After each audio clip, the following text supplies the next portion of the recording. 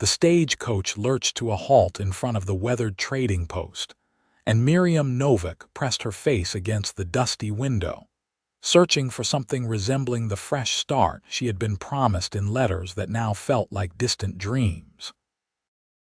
Humboldt, Nevada stretched before her in 1878 as nothing more than a collection of sun-bleached buildings scattered across the high desert valley, surrounded by sagebrush and distant purple mountains that seemed to mock her with their indifference. She stepped down onto the packed earth with trembling legs, clutching a single carpetbag that contained everything she owned in this world, and realized with a sinking heart that the man who had sent for her, who had promised marriage and security, was nowhere to be seen among the handful of curious faces that turned her way.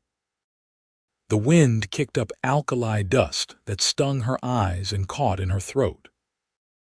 Miriam was 22 years old, orphaned 3 months prior when cholera had swept through the Philadelphia tenement where she had lived with her aging aunt, and the mail-order bride advertisement had seemed like Providence when she had nothing left but the clothes on her back and enough money for passage west. Now, standing in this desolate place with the afternoon sun beating down mercilessly, she wondered if she had made the gravest mistake of her life. "You waiting for someone, miss?" The stagecoach driver secured the last of the luggage for the continuing passengers, eyeing her with a mixture of pity and impatience. "Mr. Herman Schultz," Miriam said, hating how small her voice sounded. "He was supposed to meet me here. We have an arrangement." The driver's weathered face softened with sympathy. "Schultz died 2 weeks back, snake bite out near his claim. I am real sorry, miss. Thought someone would have sent word." The world tilted sideways for a moment, and Miriam gripped the coach wheel to steady herself. Dead. The man she had traveled 2,000 miles to marry was dead, and she stood here with $17 to her name. No family, no prospects, and no way back to a city that held nothing for her anyway. The other passengers were already boarding, the driver climbing back to his seat, and panic clawed at her chest. "What do I do?" she whispered, more to herself than anyone else. "Trading post might have worked," the driver offered, gathering the reins. "Or try the saloon. They always need serving girls." His tone suggested exactly what kind of serving he meant, and Miriam felt her cheeks burn with humiliation and anger. The stagecoach rolled away in a cloud of dust, leaving her standing alone with her carpetbag and the sinking sun. She refused to cry. Crying had not helped when her parents died of fever when she was 16. Crying had not helped when her aunt passed and the landlord threw her into the street. Crying would not help now.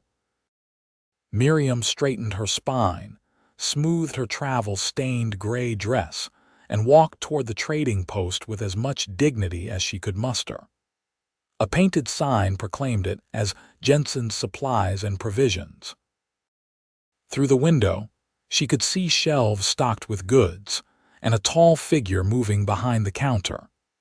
She pushed open the door, a bell jingling overhead, and stepped into the dim interior that smelled of leather, tobacco, and coffee. The man behind the counter looked up from the ledger he had been studying. He was somewhere in his late 20s, with dark hair that needed cutting and eyes the color of winter sky.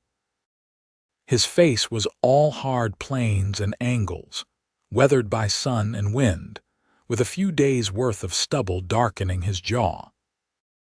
He wore a simple cotton shirt with the sleeves rolled up, revealing forearms tanned and corded with muscle, and there was a stillness about him that reminded Miriam of a wolf watching from the shadows.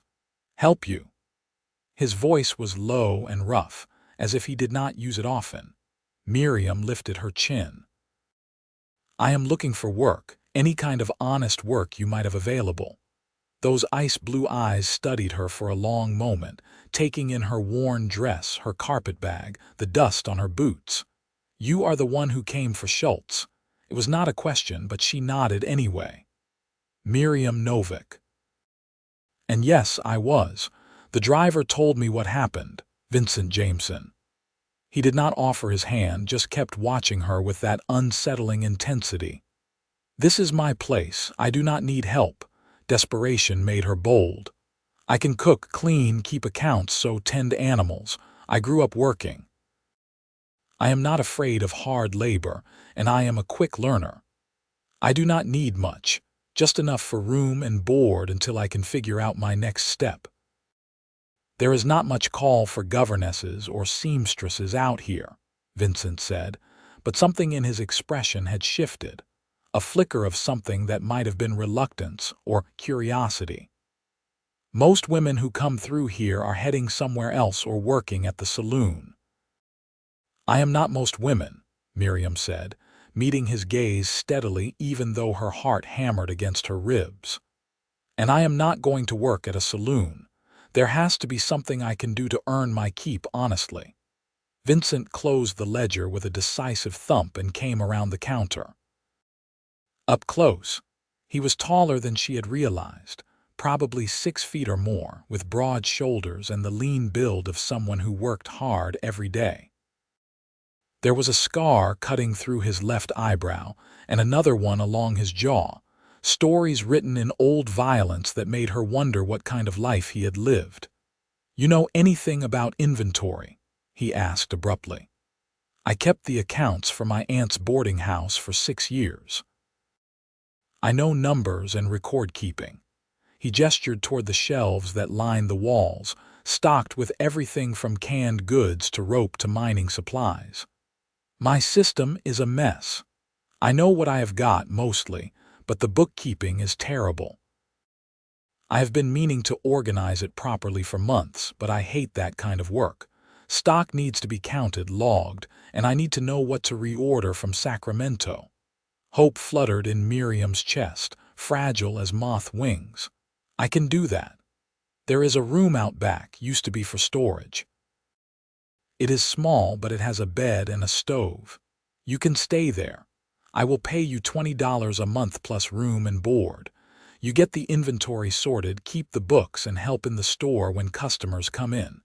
You know how to handle a rifle?" The question caught her off guard. "No." "Why would I need to?"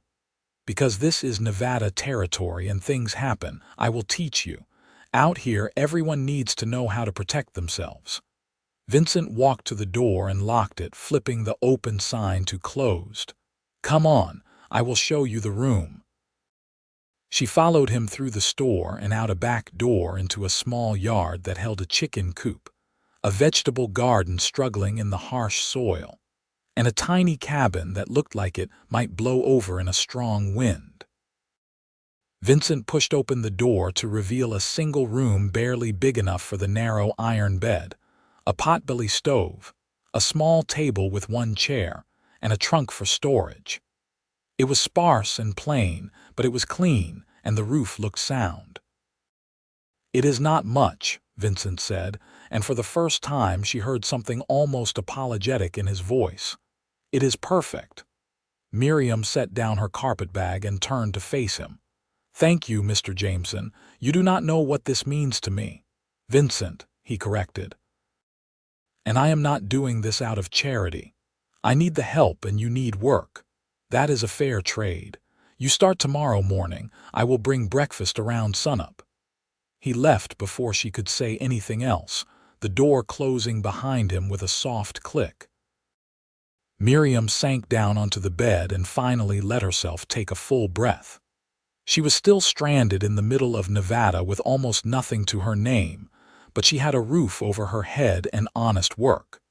It was more than she had expected an hour ago, and she would take it. That night, she lay awake listening to the unfamiliar sounds of the desert, the yipping of coyotes in the distance, the rustle of wind through sagebrush, and wondered about the man who had given her this chance. Vincent Jameson was hard to read, all locked doors and careful distance, but there had been something in his eyes when he looked at her, a recognition maybe, as if he saw in her the same stubborn determination to survive that drove him. Morning came with the harsh light of the high desert sun streaming through the single window. True to his word, Vincent knocked on her door at dawn carrying a tin plate with bacon, eggs, and fresh bread still warm from the oven. "You cook?" Miriam asked, surprised as she accepted the plate. "I live alone. I learned or I would have starved." He stood in the doorway, silhouetted against the brightening sky. "Store opens in an hour. Take your time eating, then come through the back door." The work was exactly what Miriam needed, demanding enough to keep her mind occupied but satisfying in its tangible results.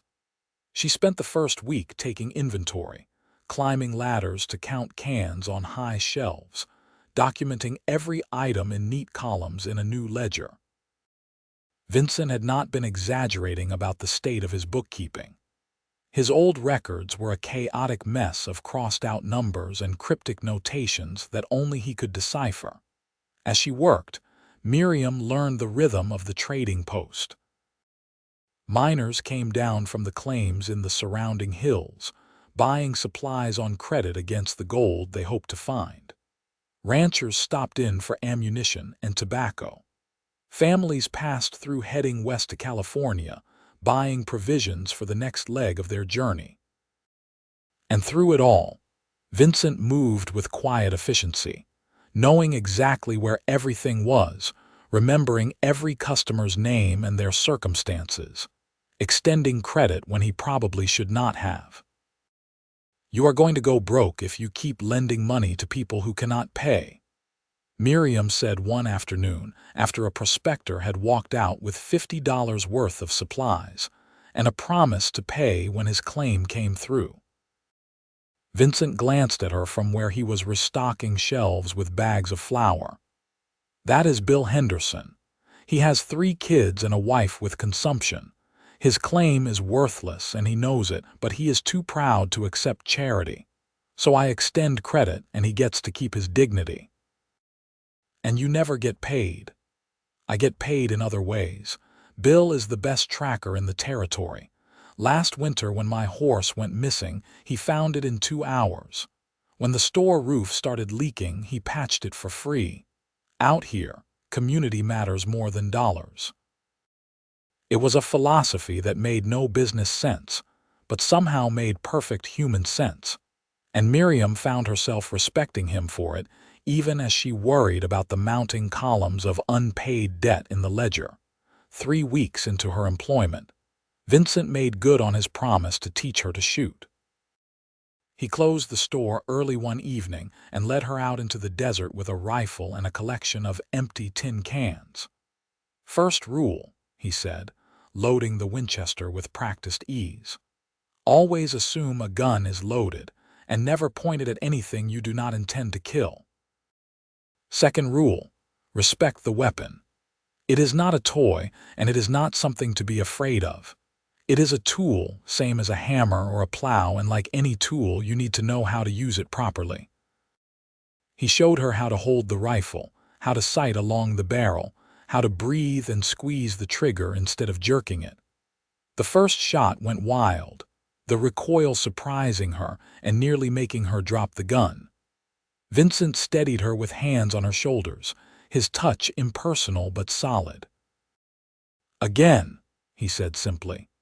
They stayed out there until sunset, and by the end, Miriam could hit the cans more often than she missed them. Her shoulder ached from the recoil and her ears rang from the gunfire, but she felt a fierce satisfaction at this new skill. Vincent nodded approvingly as he collected the cans. "You are a natural. Keep practicing, and you will be able to defend yourself if you need to." Walking back to the trading post in the gathering dusk, Miriam found herself stealing glances at her employer. In the fading light, his profile was all sharp edges, but there was something compelling about him, a self-sufficiency and competence that she found deeply attractive. He had not touched her inappropriately, had not made any advances or suggestions, treated her with a careful respect that she appreciated even as she found herself wishing he might see her as something more than just an employee. The thought startled her. She had come west to marry a stranger out of desperation, and here she was developing feelings for another stranger simply because he had shown her basic human decency. It was foolish, she told herself firmly. Vincent Jameson was her employer, nothing more, and she could not afford to complicate the one good thing she had going for her.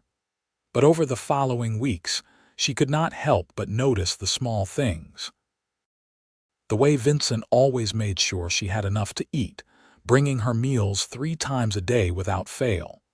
The way he had repaired the drafty window in her cabin without being asked.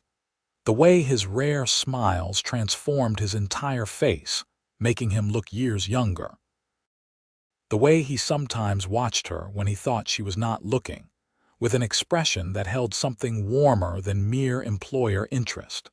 Summer deepened into scorching heat that turned the Nevada landscape into a furnace.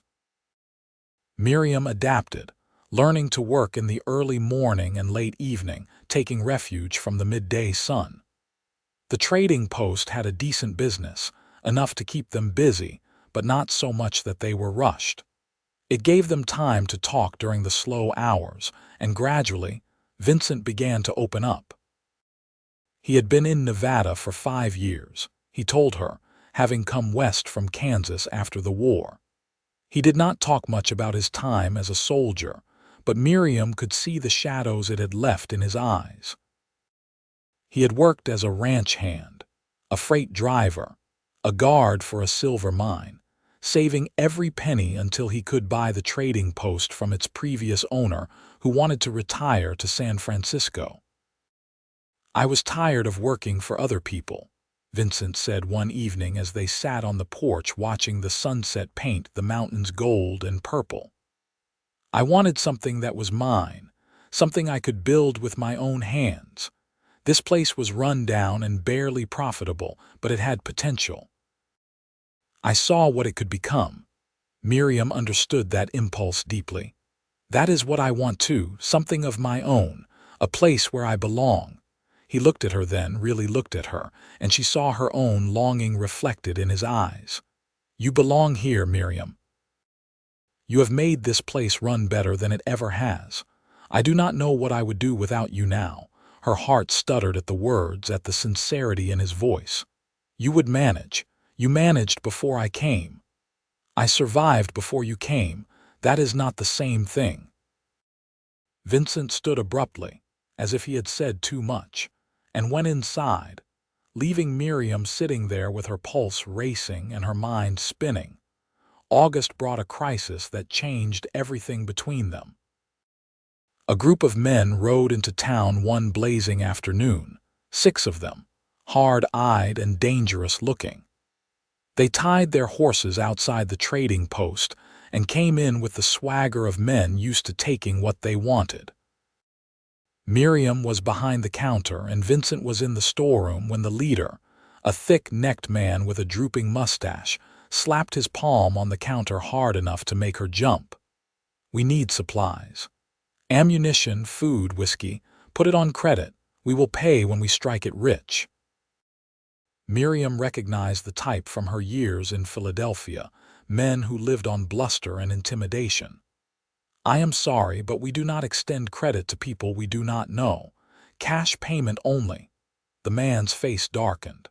"I was not asking, sweetheart. Get us what we need or we will take it anyway." "Is there a problem?" Vincent emerged from the back, and though his voice was calm, there was steel underneath it. His hand rested casually on the pistol at his hip, and suddenly the temperature in the room seemed to drop despite the heat. The leader sized Vincent up, calculating odds. His 5 companions had spread out through the store, fingering merchandise with barely concealed greed. "No problem, just doing some shopping. Your girl here seems to think we need to pay. She is right. Cash only unless you are local and I know you are good for it." "I do not know you, so that means cash. And if we do not have cash, then you do not get supplies. Simple as that." The tension stretched taut as a wire. Miriam's hand crept toward the loaded rifle Vincent kept under the counter, her heart hammering. She had never shot at a person, barely knew if she could, but she was not going to let these men hurt Vincent or rob him. One of the other men, younger and more hot-headed, reached for his gun. Vincent was faster, his pistol clearing the holster in a blur of motion, aimed steadily at the leader's chest. "Tell your boy to stand down, or I will put a bullet through you before he clears leather." The standoff lasted an eternity that was probably only seconds. Then the leader raised his hands slowly, showing empty palms. "Easy now. No need for anyone to die over some supplies. We will take our business elsewhere. Good idea." Vincent did not lower his gun until they had all filed out and mounted their horses, riding north toward the next settlement. Only then did he holster the weapon, and Miriam saw that his hand was perfectly steady. Hers were shaking so badly she had to grip the counter to hide it. "Are you all right?" Vincent came around to her side, his eyes scanning her face with concern. "Yes. No, I do not know." The adrenaline was crashing through her system, making her dizzy. "I thought they were going to shoot you." "They were thinking about it," he agreed calmly. "But they were also thinking about which one of them would die first, and nobody wanted to be that person. Men like that are cowards at heart. They only fight when they know they will win." "How can you be so calm?" Miriam found her voice rising despite her best efforts. "You could have died. Over what? Some ammunition and whiskey. Over principle. If I let men like that push me around, word gets out and then everyone tries it. You have to stand firm, show you cannot be intimidated." Vincent reached out and took her trembling hands in his palms warm and rough and steady. "I am sorry you had to see that. Are you sure you are all right?" The touch of his hands on hers short-circuited something in Miriam's brain.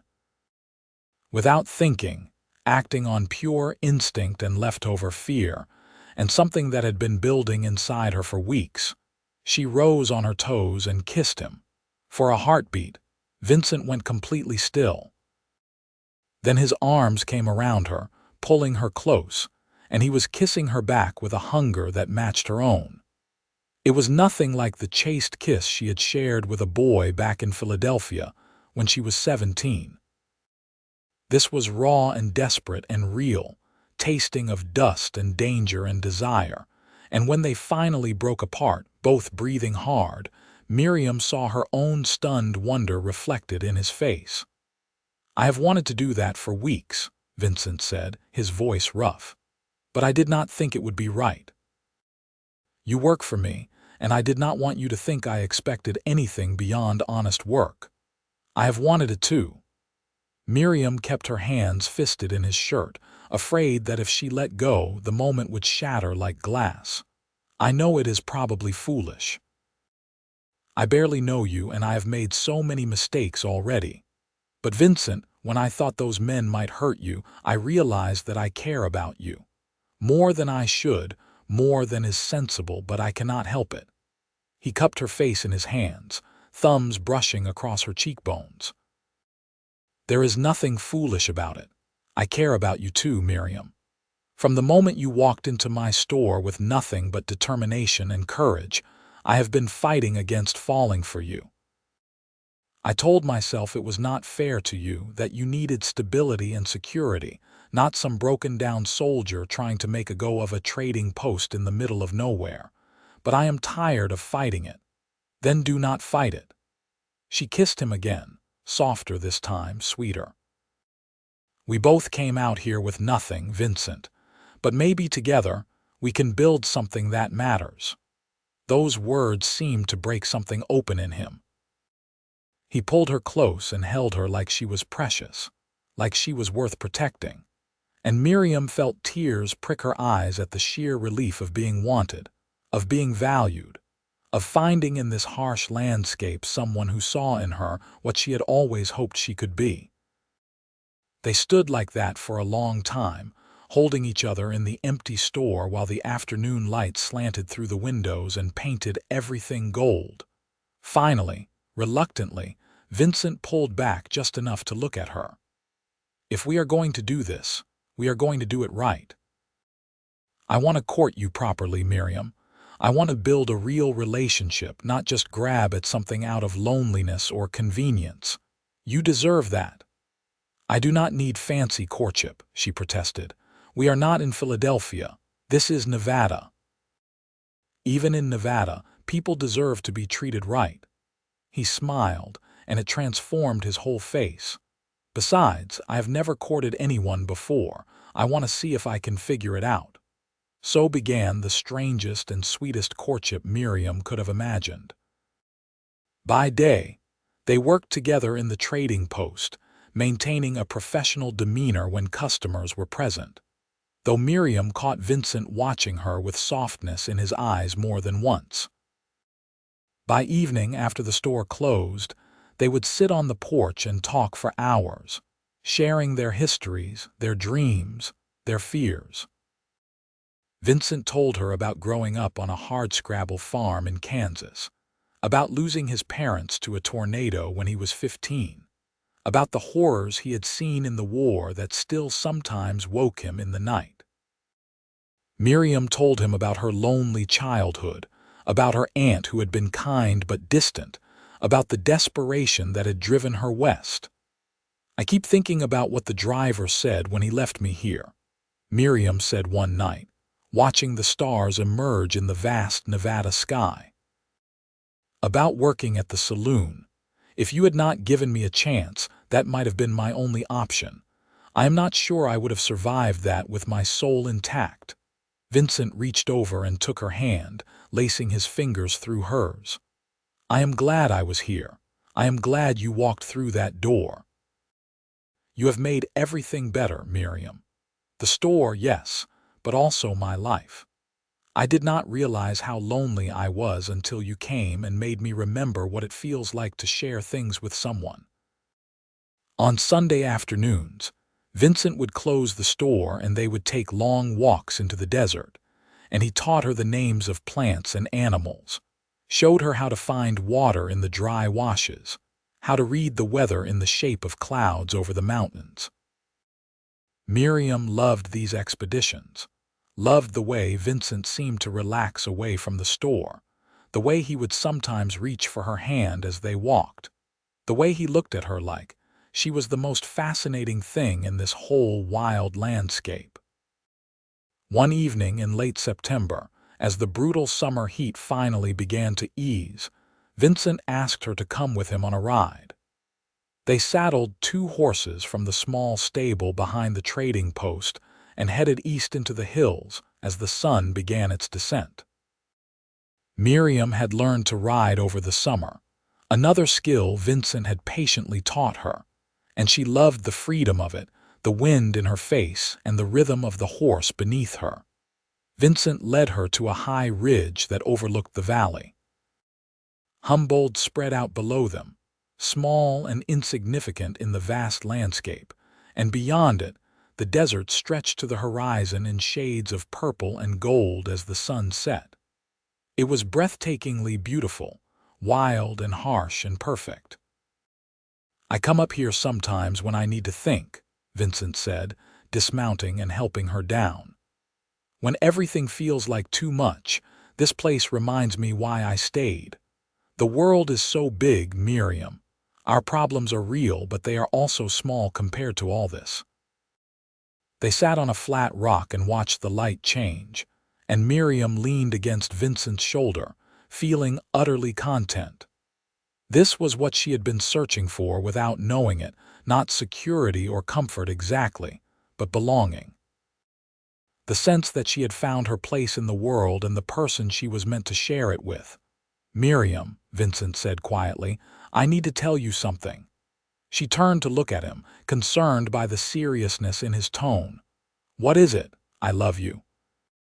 The words came out rough, like he had been holding them back for too long. "I know it has only been a few months, and I know we should probably wait longer before saying things like that, but I cannot keep pretending I do not feel it. I love you. I love your courage and your stubbornness, and the way you never give up. I love how you have taken this rough situation and made something good out of it. I love the way you have made my store, my home, my whole life better just by being in it." Miriam's throat tightened with emotion. "I love you too. I think I started falling for you the day you gave me a chance when you had no reason to. You saw potential in me when I could barely see it in myself. You have been patient and kind and good to me, and Vincent, I cannot imagine my life without you anymore." He kissed her then, slow and deep, with the vast Nevada landscape spread out around them and the first stars beginning to appear overhead. When they finally pulled apart, Vincent reached into his pocket and pulled out a ring. It was simple, just a thin gold band, but it caught the last light of sunset and glowed. "I bought this in Sacramento last month," he said. "I have been carrying it around, trying to find the right moment. Miriam Novak, will you marry me?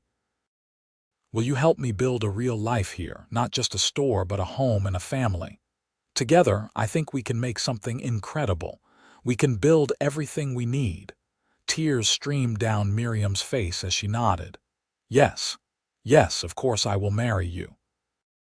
He slid the ring onto her finger and it fit perfectly, as if it had been made for her. They held each other as the stars came out, and Miriam thought about the journey that had brought her here, all the loss and fear and desperate hope. She had arrived with nothing but the hope in her eyes, and Vincent had seen potential, had offered her not just work but partnership. Together, they would build everything they needed. They were married 3 weeks later by the circuit preacher who came through Humboldt once a month.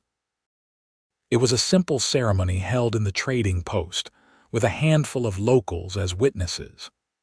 Miriam wore a new dress she had sewn herself from fabric Vincent had ordered specially from Sacramento, a soft blue that matched the Nevada sky.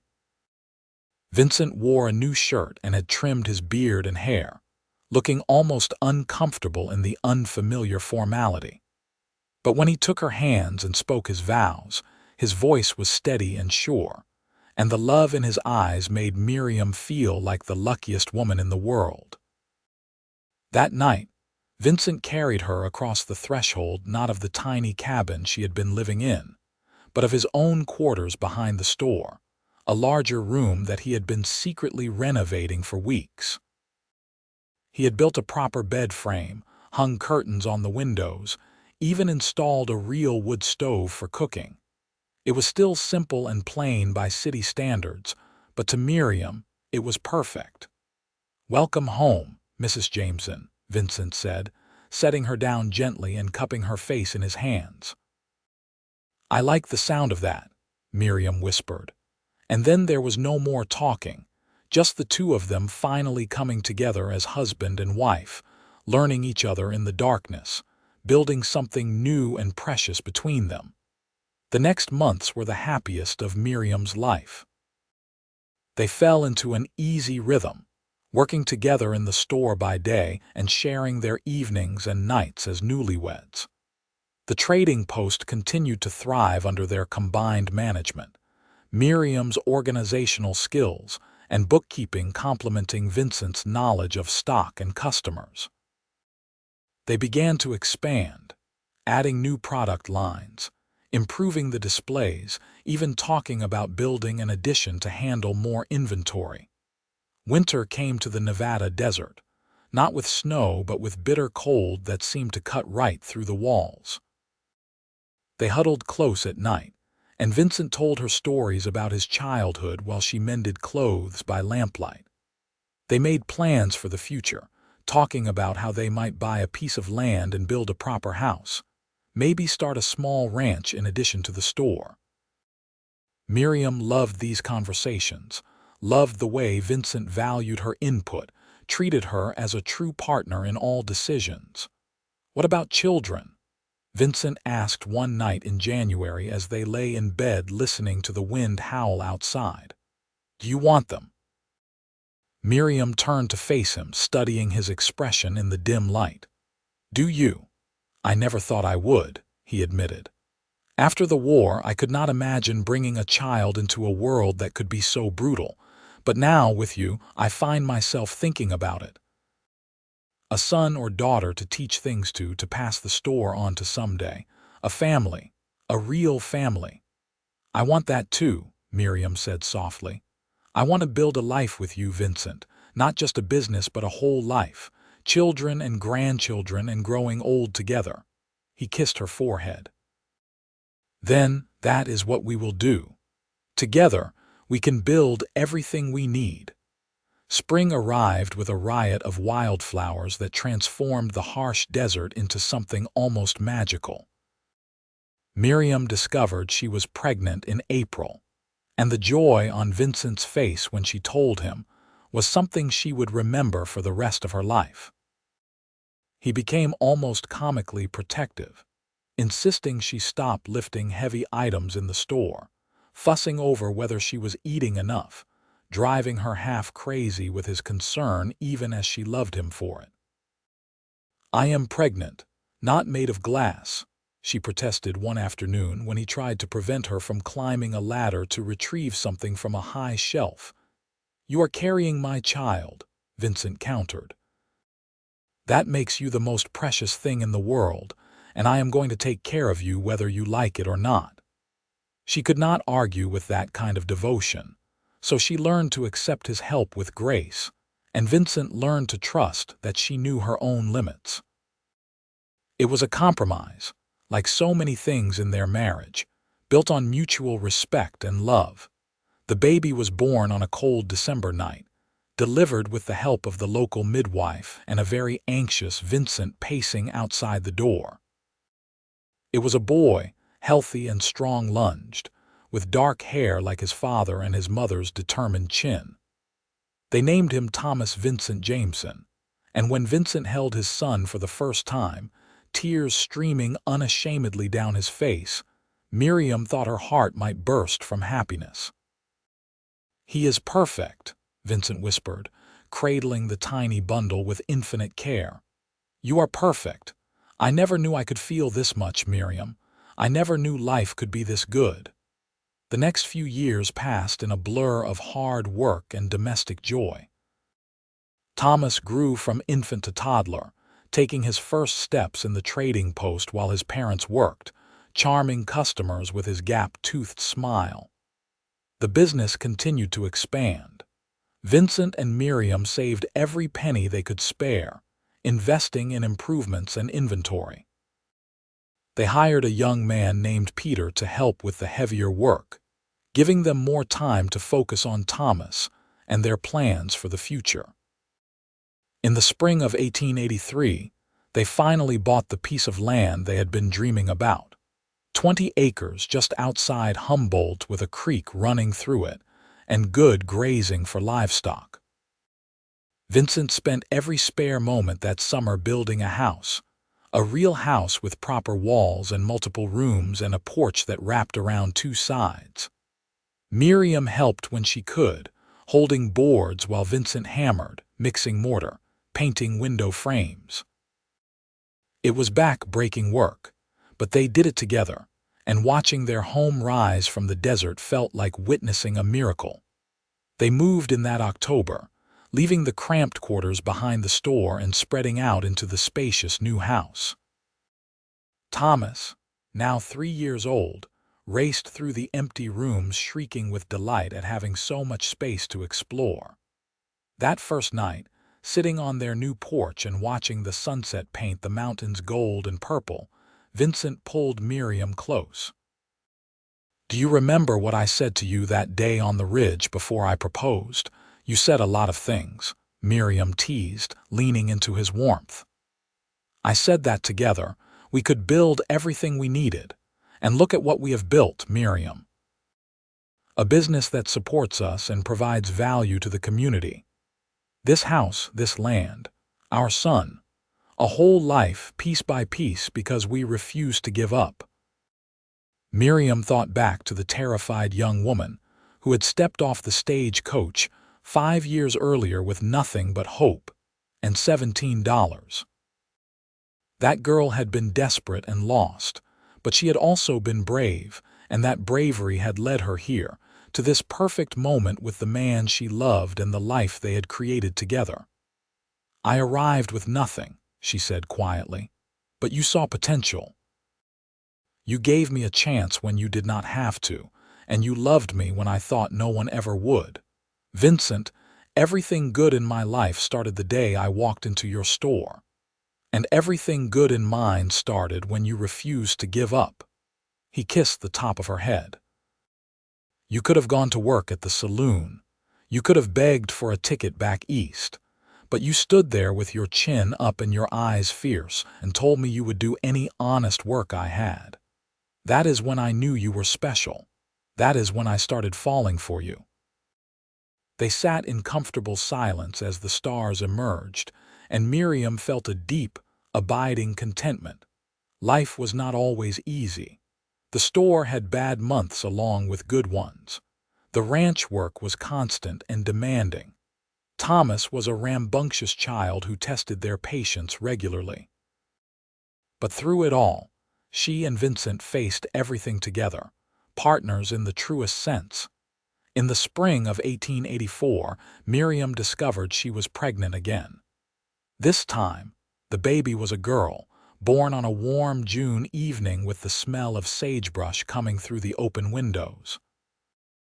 They named her Sarah Elizabeth Jameson, and Vincent cried again, just as he had with Thomas, overwhelmed by the gift of another healthy child. 2 children, he marveled, watching Sarah sleep in Miriam's arms. A family, a real family. "Sometimes I have to remind myself this is real, that I am not going to wake up and find it was all a dream."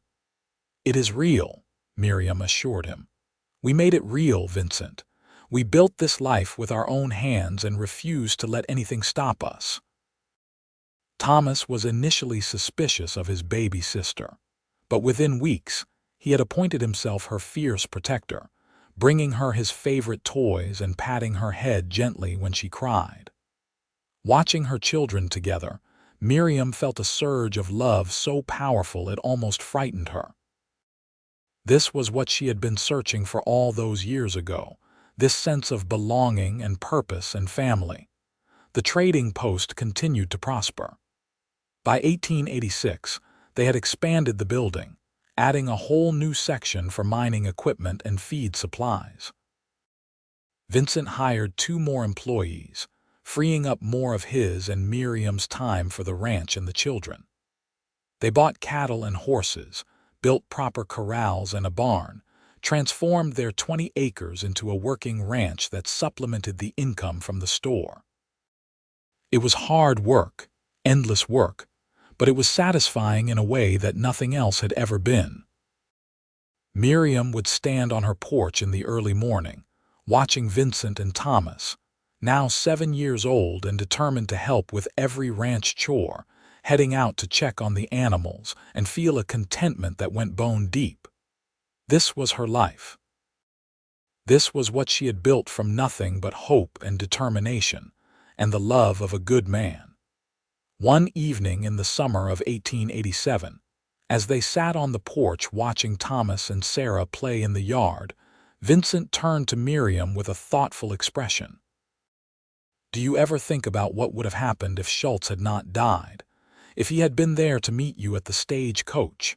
Miriam considered the question carefully. "Sometimes. I would have married him out of desperation, and I probably would have been miserable. He was not a kind man, from what I heard later. I would have endured rather than lived." "I think about it too," Vincent admitted. "I think about you married to someone else, stuck in a situation you could not escape, and it makes me angry at a man who is long dead. But then I feel guilty because his death brought you to me, and I cannot regret that even though I should. Do not feel guilty." Miriam took his hand, lacing their fingers together. "Schultz's death was not our doing, and we cannot control fate. All we can control is what we do with the chances we are given. I was given a chance that day when I walked into your store, and I took it. You were given a chance to help someone, and you took it. Everything that came after, We built together through our own choices and our own hard work. Together we built everything we needed, Vincent echoed, and Miriam heard the echo of his proposal in those words, the promise they had made to each other on that ridge overlooking the valley. "And we will keep building," she said firmly. "There is still so much we can do, Vincent. The children will need education, and there is no school in Humboldt yet. Maybe we could start one, hire a teacher. The ranch could be bigger. We could breed horses, not just raise cattle. There are always more dreams to chase, more things to build." He laughed, pulling her close. "You never stop, do you? Always planning the next thing, the next improvement." "I learned from the best." She kissed him softly. "You taught me to see potential, to believe that we can make things better through hard work and determination. Why would I ever stop?" The years continued to pass, each one bringing new challenges and new triumphs. Thomas grew into a serious, responsible boy who loved the ranch work and showed every sign of following in his father's footsteps. Sarah was bright and curious, always asking questions, always reading when she could get her hands on books. In 1889, Miriam gave birth to their third child, another boy they named Michael, and their family felt complete. True to Miriam's vision, they did help establish a school in Humboldt in 1890, donating land and money for the building and recruiting a teacher from Sacramento. Watching Thomas and Sarah walk to school every morning, seeing other children from the surrounding area get the education they deserved, gave Miriam a satisfaction that rivaled even her pride in the store and ranch.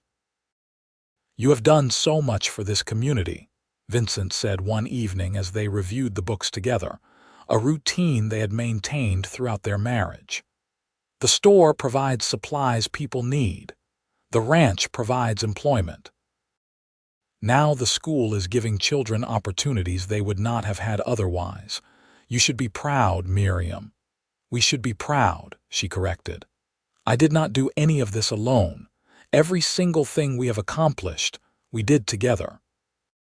"Together," Vincent agreed, and the word had become almost sacred between them, a reminder of the partnership that was the foundation of everything they had built. In 1892, now 14 years after Miriam had first arrived in Humboldt, they celebrated their anniversary with a party at their home. The house had grown over the years, additions built on as the family expanded, and now it was a sprawling, comfortable place that always seemed full of life.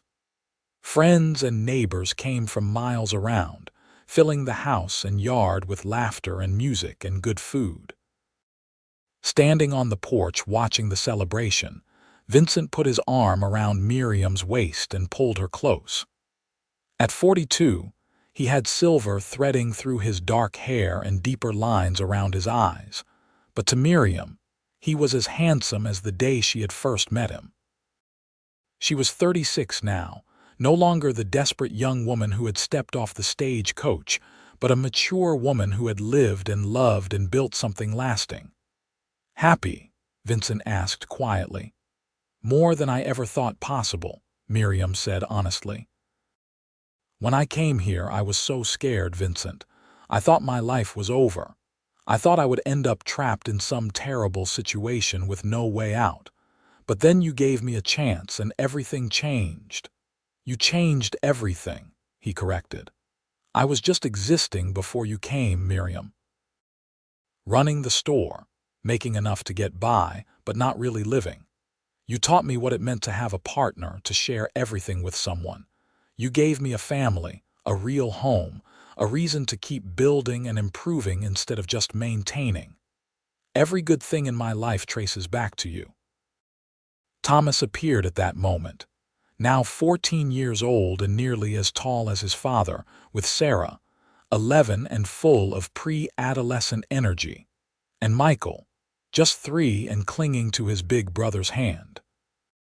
Behind them, Peter, their employee who had become like family over the years, carried a large cake that his wife had baked for the occasion. The party continued late into the night, and when everyone had finally gone home and the children were in bed, Vincent and Miriam sat on their porch as they had done so many times before, watching the stars and listening to the desert night.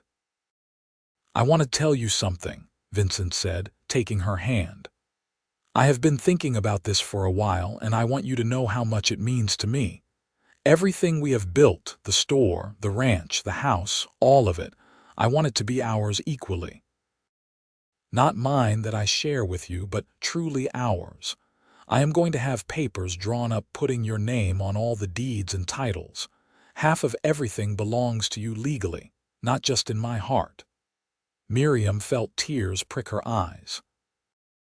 In 1892, married women had limited property rights in many places, and for Vincent to insist on making her an equal legal partner in their assets was a profound gesture. "You do not have to do that." "Yes, I do. You have worked just as hard as I have for everything we have built. You deserve to have that recognized legally. If something happens to me, I want you to be protected, to have control over what is rightfully yours. And more than that, I want the world to know that you are my partner in every sense of the word." She kissed him, tasting salt from her own tears. "I love you, Vincent Jameson. I have loved you from almost the moment I met you, and I will love you until the day I die." "And I will love you just as long," he promised, holding her close. "You arrived with nothing but hope in your eyes, Miriam, but I saw the potential, the strength, the courage. And together, we built everything we needed. A home, a family, a life that matters. We took two broken pieces and made something whole." As they sat there under the vast Nevada sky, Miriam reflected on the journey that had brought them to this moment. She had lost so much before coming west: her parents, her aunt, any sense of security or belonging. But in losing everything, she had also been freed to find something better, something real and lasting. The years continued to unfold with the steady rhythm of a life well lived. Thomas eventually took over much of the ranch operation, showing a natural talent for breeding and training horses that made the Jameson Ranch known throughout Nevada. Sarah, after finishing school, surprised everyone by announcing her intention to become a teacher herself. And with her parents' support, she attended the normal school in Carson City before returning to Humboldt to teach at the very school her parents had helped establish.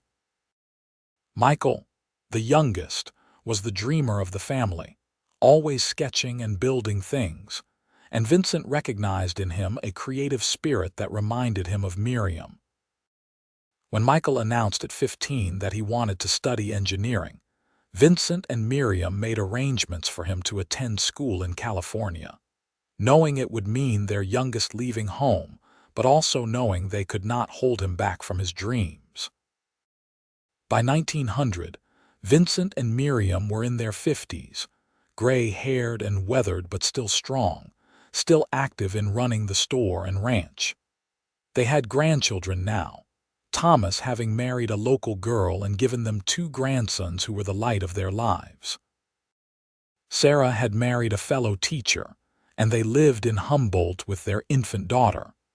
Only Michael was still away, working on engineering projects in San Francisco, but visiting several times a year. One evening, sitting on their porch as the new century began, Miriam looked at Vincent and saw in his face the same man she had fallen in love with 22 years earlier. The bones were the same, the eyes still that startling winter sky blue, but now there was a contentment there that had not existed when they first met. The shadows of war and loss had faded, replaced by the peace that came from a life well lived and love well shared. "Do you remember what you said to me that first day?" Miriam asked. "When I told you I would do any honest work you had," Vincent smiled, reaching for her hand. "I said I did not need help. I almost turned you away, Miriam."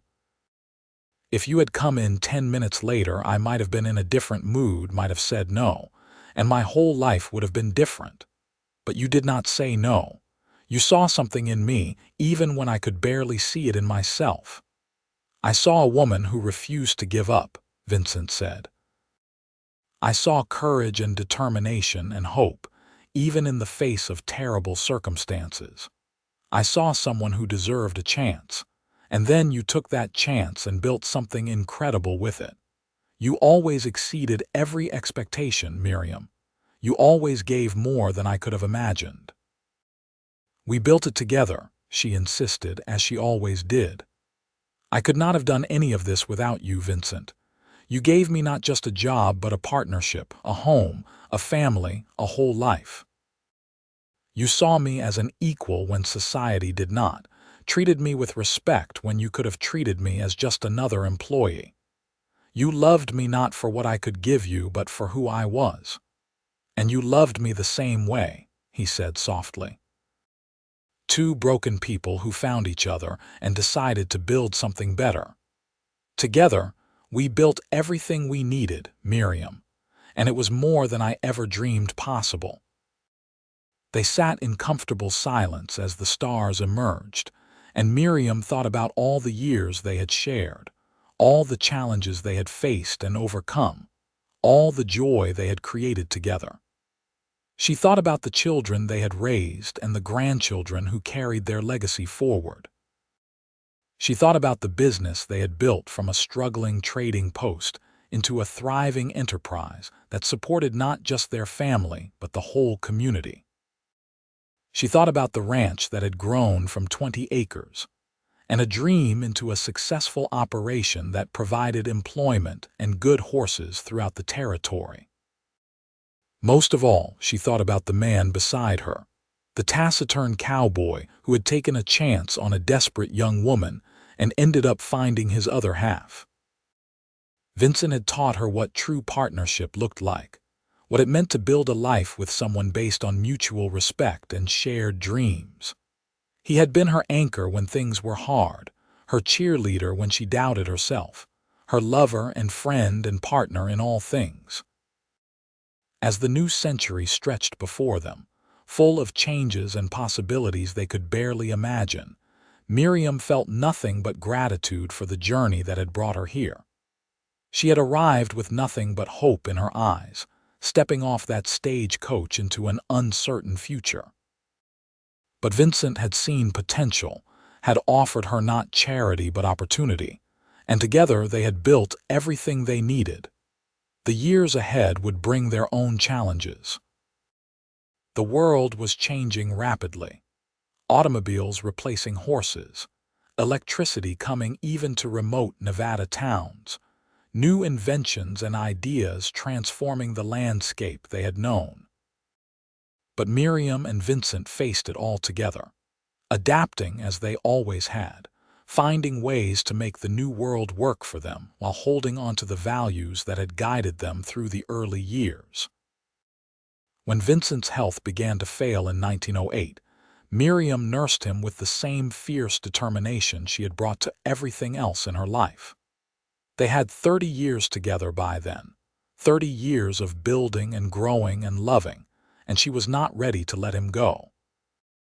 But Vincent, pragmatic as always, faced his mortality with quiet courage. "I am not afraid," he told her one night as they lay together in the darkness. "I have lived a full life, Miriam. I have loved and been loved. I have built something that will outlast me. I have children and grandchildren who will carry on. I have had 30 years with you, and they were the best years anyone could ask for. If it ends tomorrow, I will have no regrets. But I am not ready to lose you," Miriam whispered, holding him close. "I need you, Vincent. I have always needed you. You are the strongest person I know," he said gently. "You will be fine, Miriam. You will carry on just like you always have. You will keep building, keep improving, keep making the world better. That is who you are." He recovered from that illness, stubbornly refusing to give up despite the doctor's pessimism, and they had 5 more years together. Good years, full of grandchildren and quiet contentment, watching the next generation take over more and more of the daily operations while they enjoyed the fruits of their decades of labor. Vincent finally passed in the winter of 1913, dying peacefully in his sleep at the age of 63 with Miriam beside him. She grieved him deeply, the loss leaving a hole in her heart that nothing could fill. But even in her grief, she remembered what he had said, that she was strong, that she would carry on, and she knew he was right. Miriam lived another 12 years, dying in 1925 at the age of 69. In those final years, she saw automobiles become common in Humboldt, saw the first telephone lines strung, saw the world transform in ways she could never have imagined as a young woman stepping off the stagecoach. But through all the changes, the foundation she and Vincent had built remained solid. The trading post, now run by Thomas with help from his sons, continued to serve the community. The ranch thrived under Michael's management, who had returned from California after his father's death to help run the family business. Sarah's children included a doctor and a lawyer, carrying the family's commitment to community service into new arenas. In her final days, surrounded by children and grandchildren, and even a few great-grandchildren, Miriam reflected on the extraordinary journey her life had been. She had arrived in Nevada with nothing but hope, a desperate young woman with no prospects and no future. But she had refused to give up, had taken the chance Vincent offered her, and together they had built something that would last long after they were both gone.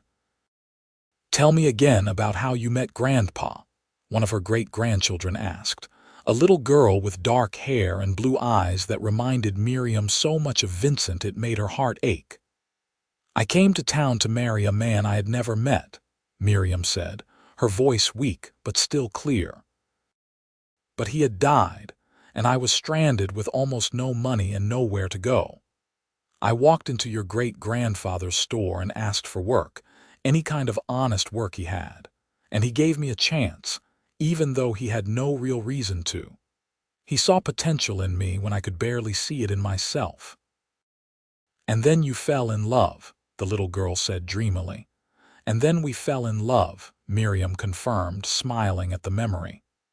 "We built a life together, piece by piece. Your great-grandfather used to say that together we could build everything we needed, and he was right. We built this store, this ranch, this family. We built a whole life from nothing but determination and love and refusal to give up. I want to be like you when I grow up, great-grandma," the child said seriously. Miriam reached out and took the small hand in her own wrinkled one. "Then remember this, sweetheart. Never give up, no matter how hard things get. Be brave enough to take chances when they are offered. And when you find someone who sees your potential and believes in you, hold onto them tight and build something beautiful together. That is the secret to a good life."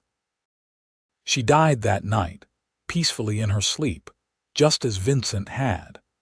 And though the people of Humboldt mourned her passing, they also celebrated a life extraordinarily well lived.